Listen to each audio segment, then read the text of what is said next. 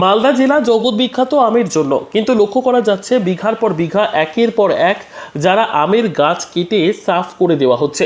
এর ফলে পরিবেশের ভারসাম্য নষ্ট হচ্ছে, গাছে দেরিতে মুকুল আসছে, পাশাপাশি গাছ কেটে ফেলার ফলে আমের ফলন কমে আসছে।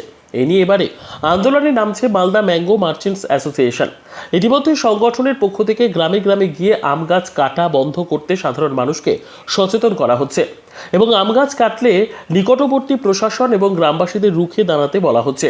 এই নিয়ে আজ অর্থাৎ বৃহস্পতিবার সকাল আনুমানিক 9টা নাগাদ শহরের এনএস রোড এলাকায় সাংবাদিকদের মুখোমুখি হয়ে সংগঠনের সভাপতি উজ্জ্বল সাহা জানান, মালদায় লাগাম ছাড়া আম গাছ কাটা হচ্ছে, এর ফলে ভারসাম্য নষ্ট হচ্ছে, ফলন কমে আসছে, মুকুল দেরিতে আসছে, তার পাশাপাশি অপরিপক্ক অবস্থাতেই আম পাড়া হচ্ছে।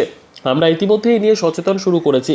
তৃণমূল নেতা উজ্জ্বল চৌধুরী জানান, যারা গাছ কাটছেন তারা কোনো দলের হয় না, তারা এক প্রকারের জমি মাফিয়া। এই সমস্ত জমি মাফিয়ার শাস্তি হওয়া উচিত। ব্যুরো রিপোর্ট, দিনরাত স্টার নিউজ। মালদা জেলাতে একরের পর একর, বিঘার পর বিঘা আম বাগান কেটে ফেলে দেওয়া হচ্ছে। ফলে কিন্তু আবহাওয়ার পরিবেশের ভারসাম্যর কারণে আমরা লক্ষ্য করেছি এবছর আম গাছে মুকুল, কোনো গাছে মুকুল 2 সপ্তাহ আগে হয়েছে, আবার কোনো গাছে মুকুল ফুটেছে 2 সপ্তাহ পরে।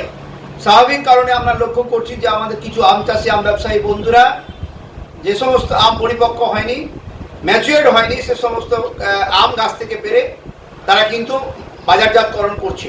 এতে করে কিন্তু মালদার জেলার আমের সুনাম ব্যাহত হচ্ছে। ইতিমধ্যে মালদা জেলার 3টে প্রজাতির আম আমরা জিআই তকমা পেয়েছি।